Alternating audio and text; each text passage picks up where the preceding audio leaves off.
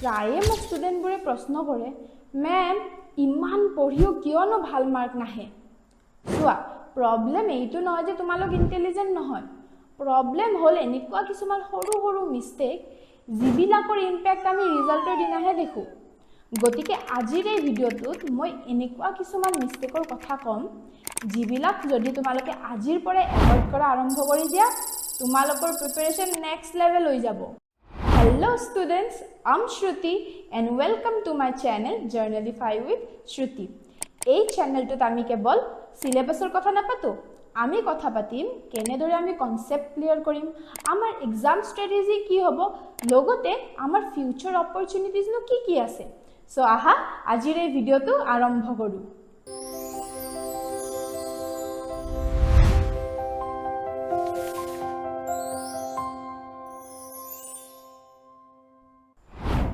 Mistake number 1, ভাতৰ দৰে মুখস্থ কৰা।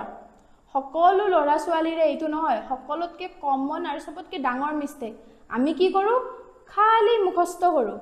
কিন্তু মুখস্থ কৰিলে কি প্ৰব্লেম হয়? যেতিয়া এক্সামত বহিম নাৰ্ভাছনেছ থাকিব, এনজাইটি থাকিব, আৰু আনসাৰ লিখাৰ সময়ত definitely you are going to forget 1 or 2 words। তেতিয়া কি হ'ব? গোটেই আনসাৰটোৱে খেলি মেলি। গতিকে আমি সদায় কি কৰিব লাগে? মুখস্থ কৰাৰ সলনি কনসেপ্ট বুজিবৰ কাৰণে চেষ্টা কৰিব লাগে। ফৰ এক্সাম্পল, বিজনেছ ষ্টাডিজত বহুত ল'ৰা ছোৱালীয়ে কি কৰে? কেৱল মুখস্থ কৰি যায়, টেক্সট বুকৰ পৰা ডাইৰেক্ট কপি কৰি দিয়ে, হাইলাইট কৰি কৰি কৰি কৰি ভাবে যে আমি এক্সামৰ একদিন আগত এইখিনি পঢ়ি যাম, বঢ়িয়াকৈ লিখি দিম। কিন্তু তেনেকুৱা হয় জানো? কাৰণ এটা ৱৰ্ডো যদি বাই চান্স পাহৰি যোৱা, কি হৈ যাব? গোটেই আনসাৰটোৱে ভুল হৈ গ'ল, হয়নে নহয়? যেনেকৈ ধৰা ফাইলছৰ প্ৰিন্সিপাল, ডিভিজন অফ ৱৰ্কৰ যিটো প্ৰিন্সিপাল যদি আমি বুজি লওঁ তেতিয়াহ'লে লিখিব কিমান ইজি। ডিভিজন অফ ৱৰ্কেনো কি বুজায়? In simple word, division of work মানে হৈছে যাৰ তাত যিখিনি স্কিল আছে সেই হিচাপে সেইখিনি আমি মানুহক সেই কামটো দি দিব লাগে। যেনেদৰে এখন ৰেষ্টুৰেণ্টত খানা বনোৱা কাম কোনে কৰে?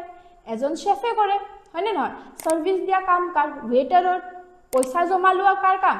কেচিয়াৰৰ। বাস সেইখিনিয়েতো হ'ল ডিভিজন অফ ৱৰ্কৰ প্ৰিন্সিপাল। তো যেতিয়া কনসেপ্টটো বুজি ল'বা ভালদৰে তেতিয়া লিখিব এনেও ইজি হৈ যায়। গতিকে আমি এতিয়াৰে পৰা মুখস্থ কৰা নহয়, আমি কনসেপ্ট বুজিবলৈ চেষ্টা কৰোঁ। মিষ্টেক নম্বৰ 2, খুব কমকৈ প্ৰব্লেমবোৰ প্ৰেক্টিছ কৰা। একাউণ্টছে হওক বা মেথমেটিক্সে হওক, আমি কি ভাবোঁ? স্কুলততো ছাৰ বাইদেৱে পঢ়াইছে, টিউশ্যনতো পঢ়িছোঁ, বা ইউটিউবত এটা ভিডিঅ'য়ে চাই লৈছোঁ, আৰু চাই কিনে কি ভাবোঁ আমি? হৈ গ'ল, কনসেপ্ট ক্লিয়াৰ, এনেও পাৰিম যি আহে। কিন্তু অকল বুজি পালেই নহ'ব, সবতকৈ দৰকাৰী বস্তুটো হৈছে প্ৰেক্টিছ। কাৰণ যিমানেই প্ৰেক্টিছ কৰিবা সিমানেই কি হৈ যাব? গোটেই টপিকটো তোমালোকৰ কাৰণে ইজি হৈ যাব। গতিকে আজিৰ পৰা প্ৰেক্টিছ কৰা আৰম্ভ কৰিবা। আৰু প্ৰেক্টিছ কৰিলে কি হ'ব? Time management. আমি সবতকৈ ডাঙৰ বস্তু টাইম মেনেজমেণ্ট শিকিম, কি কেনেদৰে পাৰ্টিকুলাৰ টাইমৰ ভিতৰত এটা আমি কেলকুলেশ্যন বা এটা প্ৰব্লেম আমি সলভ কৰি শেষ কৰিব পাৰিম। বহুতে কি কয়, মেম একাউণ্টেঞ্চিৰ এক্সামৰ দিনা টাইমেই নাপালোঁ, জাৰ্নেলখন কমপ্লিটে নহ'ল। গতিকে এই প্ৰব্লেমটো কিয় হৈছে? কাৰণ আমি টাইম মেনেজমেণ্টেই নাজানো। গতিকে আমি টাইম মেনেজমেণ্টৰ যিটো স্কিল, সেই স্কিলটো আমি শিকিব লাগিব। মিষ্টেক নম্বৰ 3, এক্সামৰ আগদিনালৈকে ৰখি থকা। এই মিষ্টেকটো নহয়, আমিও এজ এ ষ্টুডেণ্ট কৰিছোঁ, হয়নে নহয়? আমি কি কৰোঁ? টাইমটো বহুত আছে, হয়নে নহয়? 1 মাহ আছে, 1 সপ্তাহ আছে, বছৰ দিন আছে, ৰখি থাকোঁ। আৰু কোনদিনা পঢ়োঁ? ঠিক এক্সামৰ 1 ৰাতি আগত। সেই 1 ৰাতিটোত পঢ়াখিনিয়ে জানো আমাৰ কাৰণে ছাফিচিয়েণ্ট হ'ব? নিশ্চয় নহয়। তোমাৰ একাউণ্টেঞ্চিয়ে ছাবজেক্ট হওক, বিজনেছ ষ্টাডিজে হওক বা মেথছে হওক, আমাক কি লাগিব? এটা কনচিষ্টেঞ্চি লাগিব। আগৰ পৰাই যদি আমি প্ৰেক্টিছ কৰি থাকোঁ তেতিয়া একদিন আগত আমি ইমান কষ্ট নকৰিলেও হ'ব, হয়নে? গতিকে আমি এতিয়াৰে পৰা কি প্ৰেক্টিছ কৰিম? কনচিষ্টেঞ্চি প্ৰেক্টিছ কৰিম। কেনেদৰে? আমি আগৰ পৰা কি আজিৰ পৰাই পঢ়া আৰম্ভ কৰি দিম। মিষ্টেক 4, ৰাইটিং নোটছ বাট ৰং ৱে। চোৱা, বহুত ষ্টুডেণ্টে কি ভাবে? টেক্সট বুকৰ পৰা লিখি দিছোঁ, হৈ গ'ল নোটছ। বাট গুডছ নোট মানে যে তুমি বহুত ঢেৰ লম্বা লিখি দিছা সেইটো নহয়। গুডছ নোট হ'ব লাগিলে তাত কি কি থাকিব লাগিব? Concept, exam strategy, important topics, আৰু লগতে আৰু কি কি ভুল আছে যিবোৰ আমি এক্সামৰ দিনাখন গৈ পঢ়িব নালাগিব। তেতিয়াহে এটা গুড নোটছৰ বেছ ক্ৰিয়েট হ'ব।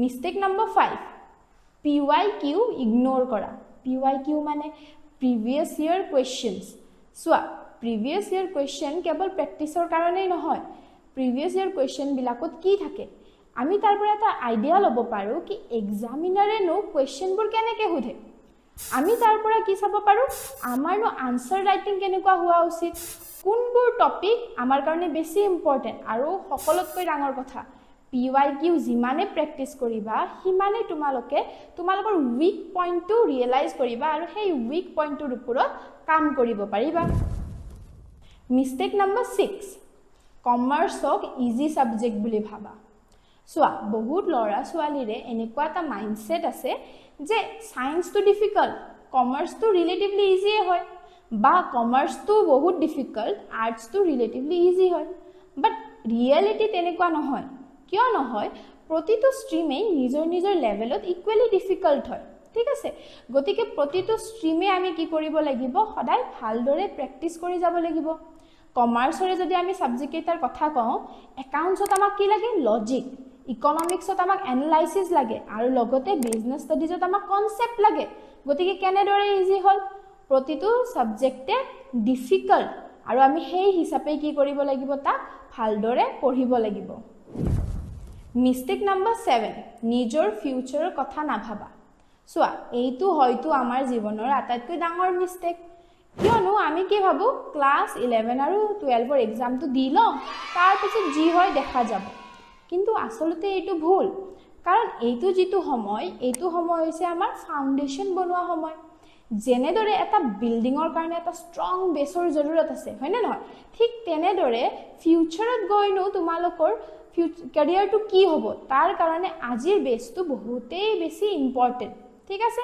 পিছত গৈ তোমালোকে CA কৰা বা BCom কৰা MCom কৰা BBA MBA যিয়ে নকৰা কিয় তাৰ কাৰণে আজি যদি কনসেপ্টটো বুজি থৈ দিয়া তেতিয়াহে ফিউচাৰটো ইজি হৈ পৰিব সো ষ্টুডেন্ট মনত ৰাখিবা আমি কেৱল সিলেবাস কমপ্লিট কৰিলে নহব আমি প্ৰতিটো সাবজেক্ট বুজিব লাগিব কাৰণ যদিহে কনসেপ্ট ক্লিয়াৰ হয় তেতিয়াহে আমাৰ মাৰ্কসও ইমপ্ৰুভ হ'ব লগতে আমাৰ কনফিডেন্সও গ্ৰো কৰিব যদি তোমালোকে শিকিব বিচাৰিছা কেনেদৰেনো স্মাৰ্টলি পঢ়িব লাগে নিজকে ইমপ্ৰুভ কৰিব লাগে তেনেহলে মোৰ চেনেল জাৰ্নেলিফাই উইথ শ্ৰুতি সাবস্ক্ৰাইব কৰিব নাপাহৰিবা I hope তোমালোকে আজিৰ এই ভিডিওটো চাই ভাল পাইছা যদি ভাল পাইছা লাইক শেয়াৰ আৰু সাবস্ক্ৰাইব নিশ্চয় কৰি দিবা অতি সোনকালে লগ পাম আকৌ এটা এনেকুৱা ভিডিওৰ হৈতে তেতিয়ালৈকে keep learning keep journalifying